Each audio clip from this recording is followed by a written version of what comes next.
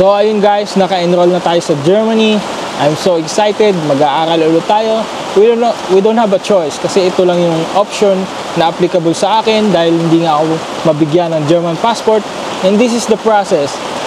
Wala tayong magawa. Ito yung nakalaan sa akin, yung pinakamahirap, the hardest way na makabalik ng Germany. Paghihirapan natin yan dahil karapatan ko makabalik ng Germany at ito yung pangarap ko. What up Fabs? Welcome back to another vlog. How you guys doing?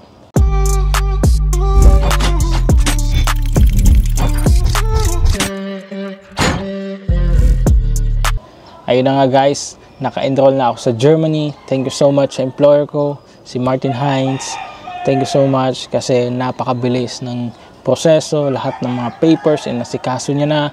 Kaya napaka-pressure sa akin kasi nagawa niya na lahat ng part niya. Then kakapasa ko lang ng license ko na retake, na yun na lang yung i-retake ko, nakalimang retake ako. So alam niyo yung pressure na may employer ka na, tapos hindi mo pa napapasa yung German language mo kasi yun talagang number 1 na dapat mong maipasa bago ka magkaroon ng employer. Pero nauna si employer. So, you know, I'm so grateful sa mga taong tumulong sa akin.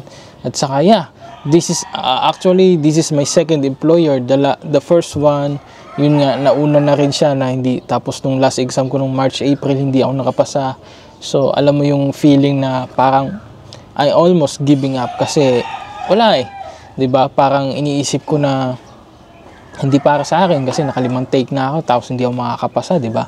So talagang grabe. Then yun nga, nagkaroon ako ng second employer. So yun, napasa ko na siya. So yeah, on September 11, naka-schedule na tayo for visa. So hope maayos yung visa ko. Then yeah, yung school ko, actually magi-start ako ng schooling October 14. So supposed to be October 12 dapat nasa Germany na ako. So 2 days ahead para makapag-prepare pa. So this is gonna be exciting guys. I'm so much sobrang excited na ako, pero yun, kinakabahan pa rin. So guys, I think ang pangalan ng school ko sa Germany ay Staatliche Berufsbildende Schule Wirtschaft Verwaltung Gera Dr. Edward Artmore. I think yun yung pangalan ng school ko kasi nung sinearch ko sa Google, so yun ang lumabas. So papakita ko sa inyo sa screen ng laptop ko yung details. So guys, ito naman yung pinaka-document niya ng school ko sa Germany. So naka-enroll na nga tayo. Hindi ako sure kung ito ba yung pangalan o itong Staatliche Berufsbildende Schule o the Friedrich Schiller Universität Jena. Hindi ko alam kung ano yung specific. Pero pag sinearch ko to yung Staatliche sa Google, ito yung lumalabas. So tingnan natin. So ito yung ano niya. Ayun, July 17 to final. So ayan, nakalagay nga dito na October 14 magi-start na yung schooling ko. Ibig sabihin 8 hours per day. Correct me if I'm wrong. So yan. Then yan, makikita din dito yung parang ano ba ta? Hindi ko alam kung ano itong mga ito eh. Focusing on real estate. Ayan nga, ito pala yung magiging subject ko siguro o yung magiging major ko. Ayan, focusing on real estate. So siguro may particular na ano dito na topic or subject, diba, na magfo-focus talaga.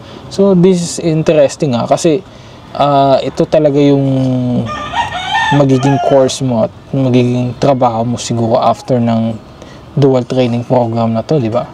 Then makikita din dito, I think ito schedule ng school ko. So siguro kasi yung kaibigan kong half Pinay, half Indian, 1 week ang school niya, then after that 1 week din yung work niya. So depende kung ano magiging schedule niya. Ayan. So ito yung document ko guys na talagang naka-enroll na ako sa Germany. So hinihintay na ako ng school ko, di ba? So ngayon naman guys, pupunta tayo sa Google. Isi-search natin yung mismong school para makita nyo din kung ano yung itsura ng school. So pupuntahan natin yan. So, ito na siya guys, pag sinearch mo siya sa internet. So, ito yung magiging school ko. Diba, napaka ano lang. I think yung mga ganitong klaseng school, napapanood lang natin sa movie, diba? So, I'm so excited, diba, na makapasok sa ganitong school. Ayan, vocational school. Yeah. So, itong klase sa Germany kasi, meron silang dual training program. So, which is yan yung vocational, diba? Parang mag-aaral ka at the same time, magtatrabaho ka. So, tinatawag nilang Ausbildung. So, ito yun. Ayan. Tapos, kapag sinearch yun naman natin sa Google Map, nasa ano siya, sa Gera. Gera yun. Ito siya. So, yan. Ganito yung itsura niya. Ganyan. So, yan. Pag nilaki natin, ganito yung mga itsura niya. Tayo natin. Ayan, o.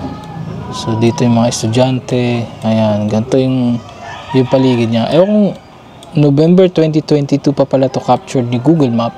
So, I'm not sure kung ganito pa rin ang itsura niya. Pero, ayan siya. Ayan yung pinaka-entrance niya. Diba ganyan sa mga movie? Diba papasok sila dyan. Tapos, pag dire-diretso mong ganon, may mga locker magkabilaan. Diba?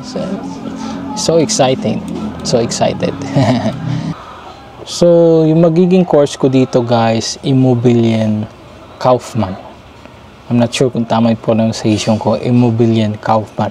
Ano ba yung Immobilien Kaufmann? Kapag sinearch natin yan sa Google Translate, so, search natin siya, Immobilien Kaufmann. Real estate agent. Wow! Sobrang ano pala nito. Pero sabi naman ng employer ko, IT naman daw ako. So, siguro, ipapasok nila ako sa mga designing, siguro doon papasok yung pagiging IT ko, pero ito yung pinaka-major ko, real estate agent. Wow, this is kind of interesting. Sabi din ng kaibigan kong half Pinay, half German na nasa Germany, very interesting daw tong course na to sa German. So malalaman natin yan. So gusto ko rin magpasalamat kay Ezra kasi si Ezra yung tumulong sa akin makilala si Tita Grace Bauer. At syempre, lalong-lalo na kay Tita Grace Bauer kasi siya ang tumulong sa akin. So hindi kundi dahil sa kanya, hindi ko makikilala yung employer ko at yung kinausap niya ako. Kasi before ako nag-aaral ng German language, medyo ano ko sa sarili ko, nagagastos ako. What if hindi ako makapasa, 'di ba? Masasayang yung pera, mapapagod ako, aasan na naman ako, 'di ba? Kasi ang dami din tumulong sa akin. So, tapos ang ending, wala akong magawa dahil sa German Embassy, dinideny nila yung German passport ko, yung application ko.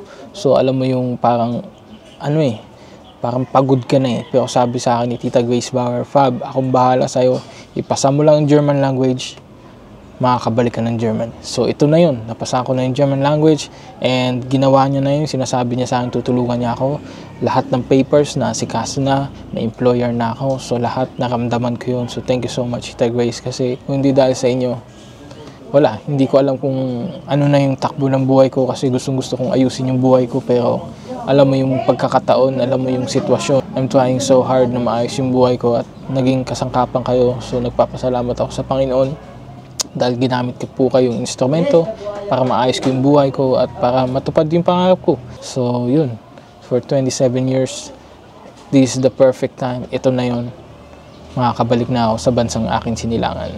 So that's it for today. If you're feeling what I'm saying, keep your head up, and if you need someone to talk to, hit my line up. See you guys in another vlog.